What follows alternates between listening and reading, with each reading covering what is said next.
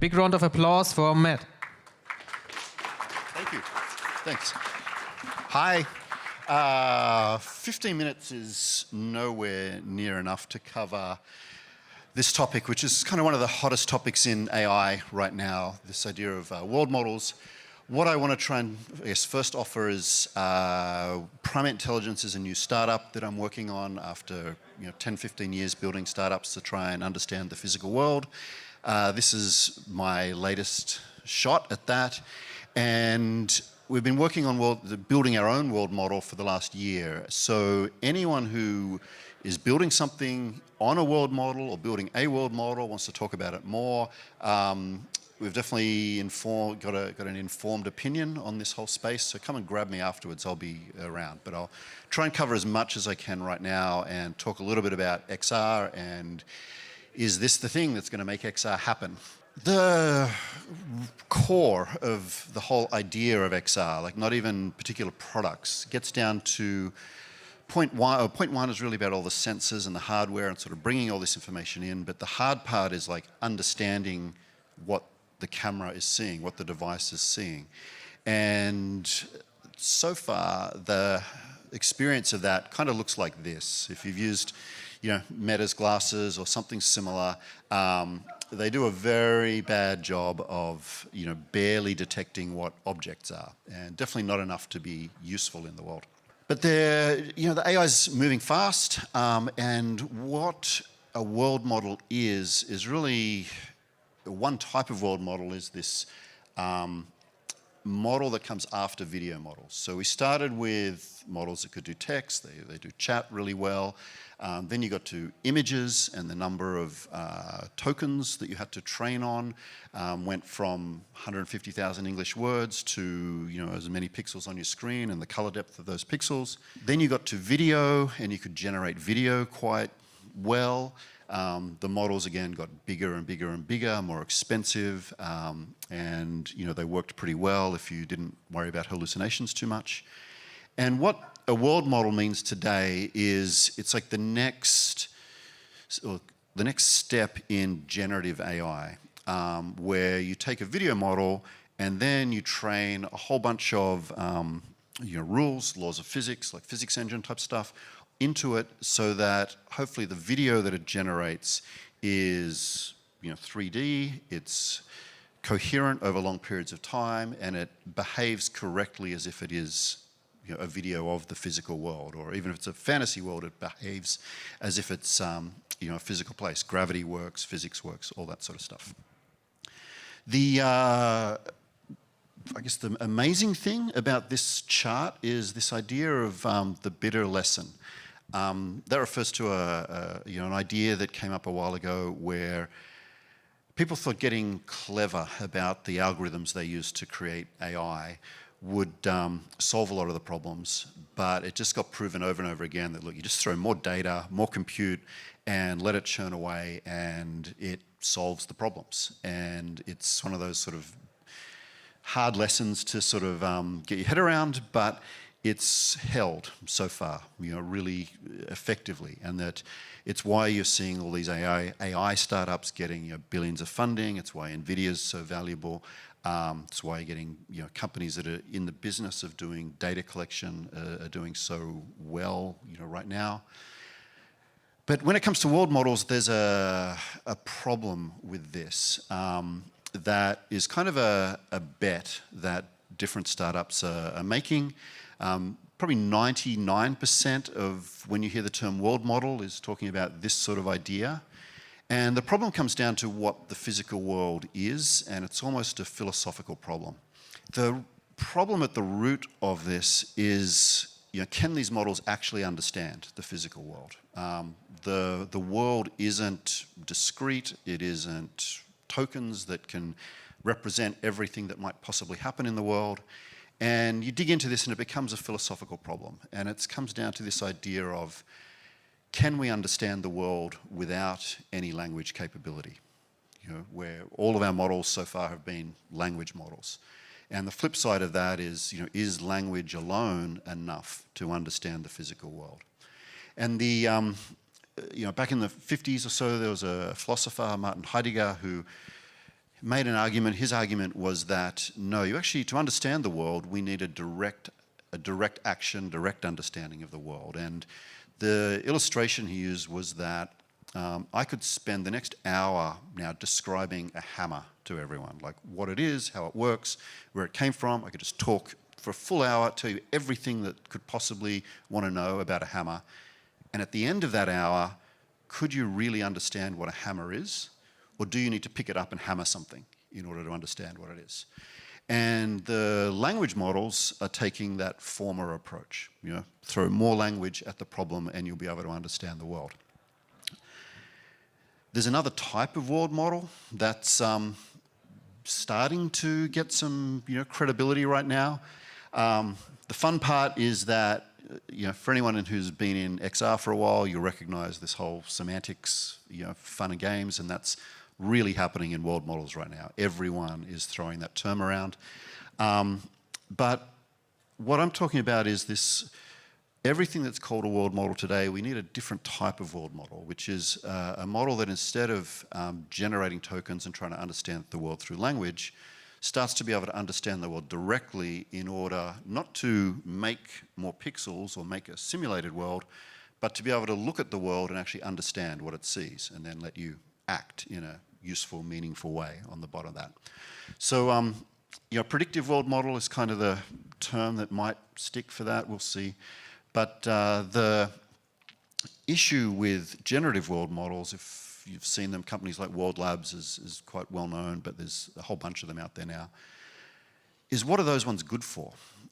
Really, it comes down to what can you do with these generated pixels, and the two use cases that, about the only two that seem to be getting some use out of these things is simulations. You create a simulated world and then use that simulated world to train a robot. So you're kind of building models to create data to train more models. I don't know if that's a sort of sustainable long-term path.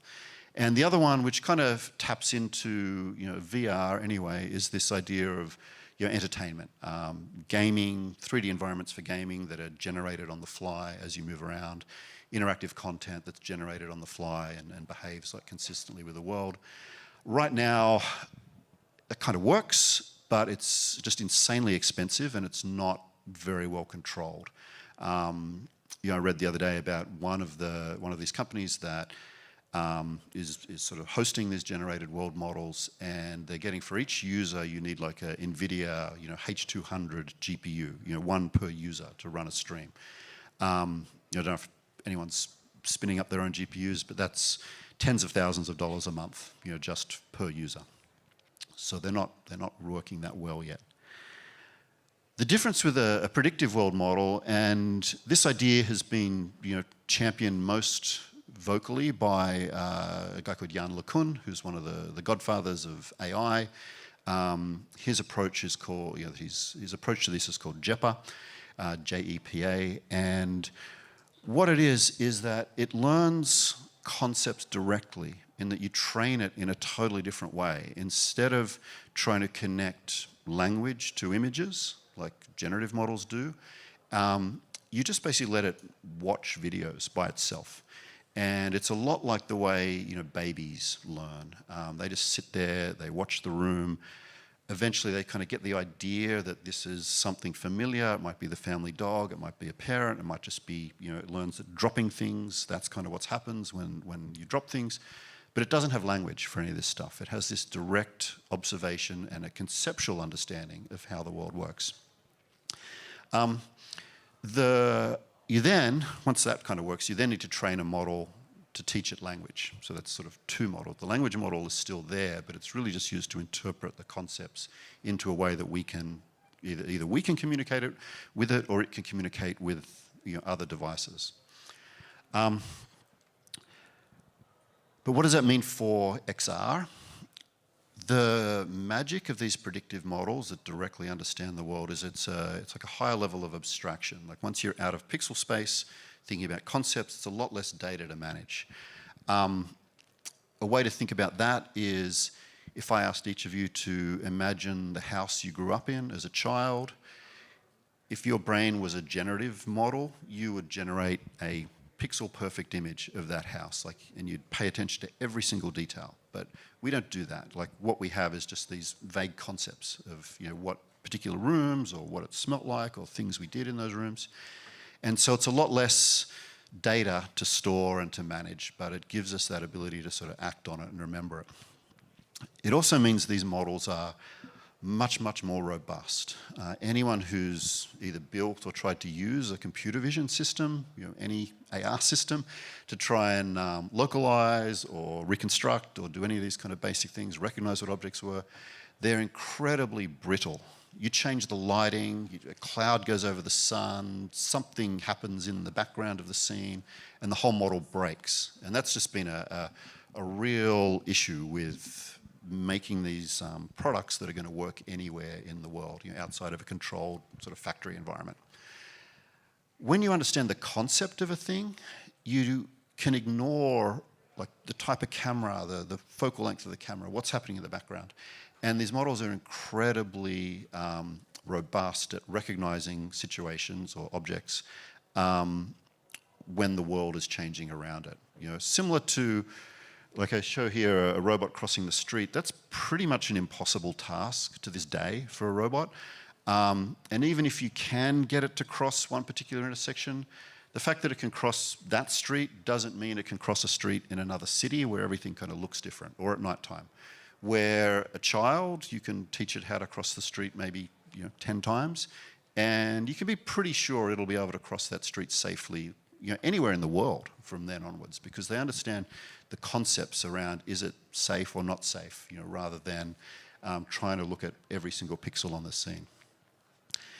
And the last bit, you know, these models, why, you know, I'm excited for them for XR is that they are small. They're much, much more efficient, orders of magnitude more efficient in the amount of data to train them, the amount of compute required to train them, and the amount of, you know, compute and memory to run inference, you know, on those models. So the issue with the bitter lesson that I talked about before is that even if that's right and it holds and none of these clever ways of building world models play out, and what is the best way is you're just throwing more and more data and compute at it, at the end of the day, for devices to be able to understand the physical world, the model needs to run in real time on the device. And so that you're ultimately going to be limited by watts, by power, you know, not by you know, the size of the model or the data center that you're running in. So that size is a huge advantage to these things. So quickly, where are we today? The generative models, they're being built, they exist, you can try them. They're probably not ready for commercial use at any time soon.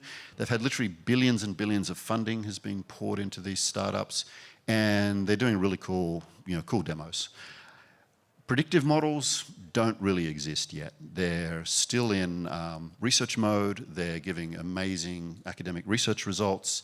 I think we will be the first company to ship one of these, you know, in the next sort of month or two. But it's sort of a year, 2 years behind the generative world model, you know, space. So anyone kind of thinking about playing around with this stuff, you know, don't, unless you're going to build a startup building these things, don't start a startup betting on them, you know, coming around to exist before you run out of runway.